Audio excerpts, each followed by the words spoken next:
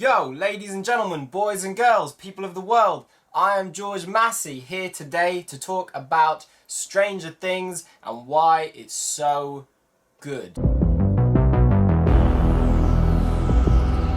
It's already becoming widely accepted, acknowledged, celebrated that this Netflix show Stranger Things is great. But why is it so great? Well, a few reasons. Number one is the directors, the Duffer Brothers, have very clear, prominent influences. And just like the old saying that good parents make good children, or it takes a village to raise a child, evidently the films and comic books that the Duffer Brothers, who created Stranger Things, what they grew up on was a very, very good influence. The kids in the show are like Stand By Me. The vibe of this show is almost like X-Files. The teenagers in this show are like from a John Hughes movie. The writing, the style, the pace is like an 80s Stephen King novel. Even the font of Stranger Things is like a Stephen King font on one of his 80s books. John Carpenter's The Thing is very obviously a clear influence. You can even see the poster for the movie The Thing in the basement where the kids hang out. And the last very obvious influence is Akira. It's undeniable some of the influence that Akira has had on this, especially with the character 11 and the kind of barcode tattoo that she has on her arm, much like the young children have in Akira, who have escaped from the government, just like 11 in Stranger Things has escaped from the government. Very obvious influences, parallels, almost homages. So, factor number one, the directors, the creators of the show have great influences. Even towards the end of Stranger Things, there are Akira type moments that seem to be out of the comic book. And just to sidetrack a little bit, it's so good to see people who are actually influenced instead of just remaking something. Everything nowadays is just remade. They remade the Ghostbusters, they rebooted Star Wars. It's supposed to be a sequel, but it is a soft reboot. We all kind of know that. RoboCop's been remade, Total Recall's been remade, and it's just like, why do you have to remake everything? Why don't you just get inspired, get influenced, take aspects of the things that you love, put them into your own work and make it your own? That's what people do. That's what we've always done. Nothing is ever completely and totally original. It's not possible. The point is we don't need remakes. It's okay to copy. It's okay to imitate, so long as you inject your own perceptions of life. You put your own feelings into it. Anyway, whatever. I'm not going to go off on that. The other reason why it's so good, the font, the typeface, the intro credits. If you've seen my other video, Movie Posters in the Rental Store, I spent about 5 minutes just talking about the decline and the degradation of font in modern films and on film posters.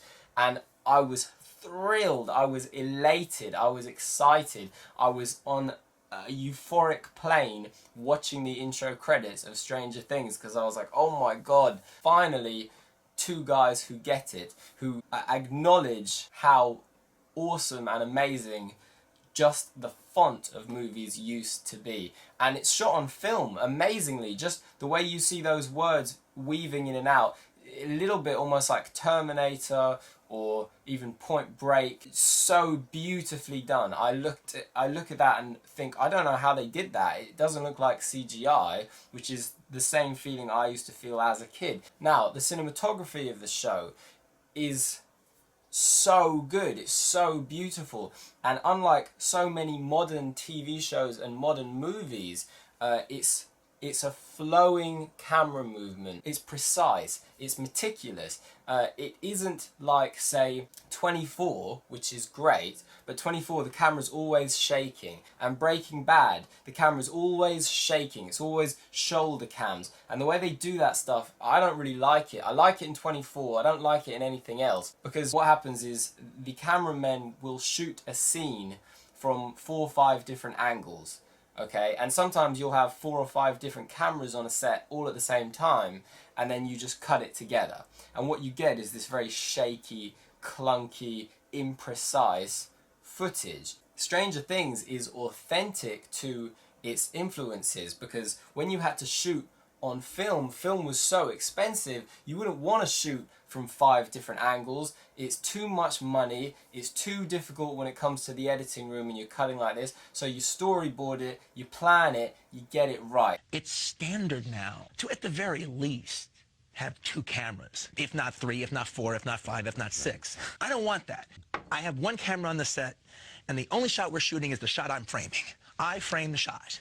So that's another thing about Stranger Things. Pay attention to the camera. Watch how it flows. It kind of floats, it moves, it's in places where the directors have said, this is where I want it to be, this is where I want it to go. No random scatty shaking just to kind of build some energy. Oh, let's build some tension in the scene by shaking the camera. No, it's precise, it's beautiful. In a similar way to how the X-Files used to be precise and beautiful and dark, but with lovely colours and colouring.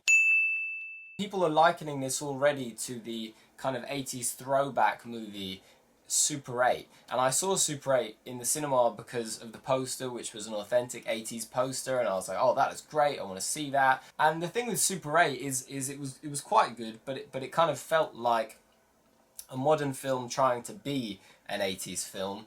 And it lacked things like, it didn't have an 80s theme tune, it developed these really good characters in the beginning, and then it kind of strayed away from them. The overall story of the town took precedence, the story of the boy and the girl took precedence, and the kind of fun interaction of the characters was kind of missing, as opposed to in the 80s where it would be like the characters are the focal point and the story is happening around them. Star Wars, for example, is a good example of this, whereby in the original trilogy, the characters are the focal point and the galaxy and the universe is all happening around them and affecting them. But in the later Star Wars, episodes 1, 2 and 3, it's like the characters are secondary to the big world plot, and that's a mistake and it's a problem, and there was a little bit of that in Super 8. So it felt like it was something modern imitating something old and not kind of getting the heart of what made the older stuff actually good.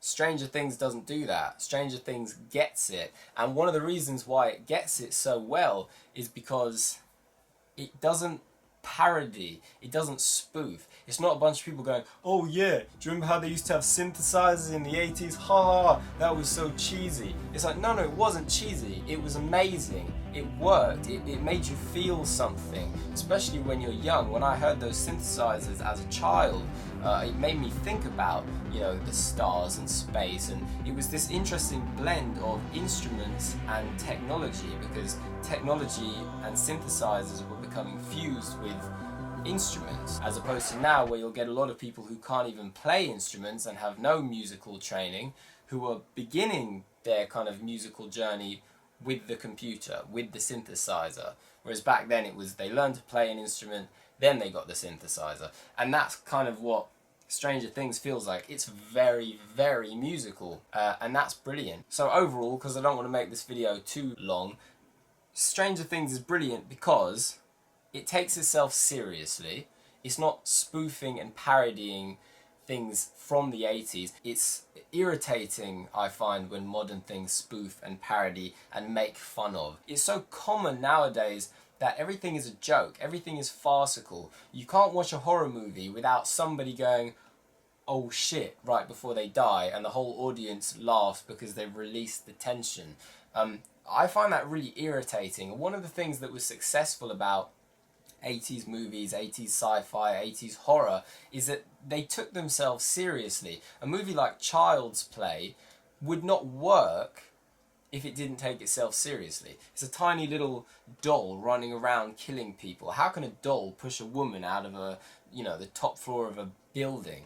It's ridiculous. It is funny when you think of it outside of the frame, let's say. When you come out of the cinema and you kind of like think, hey, wait a minute, that was stupid. Then you can kind of laugh at it. But whilst you're watching it, it takes itself so seriously that you can't help but take it seriously.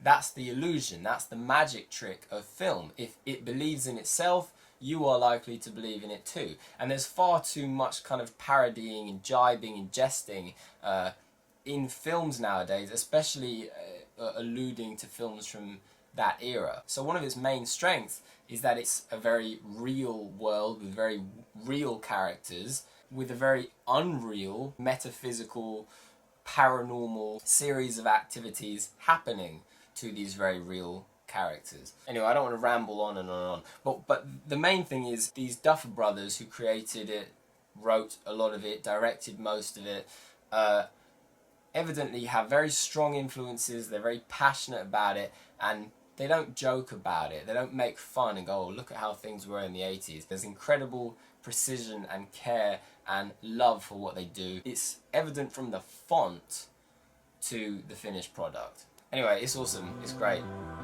I'm gonna go now. See ya.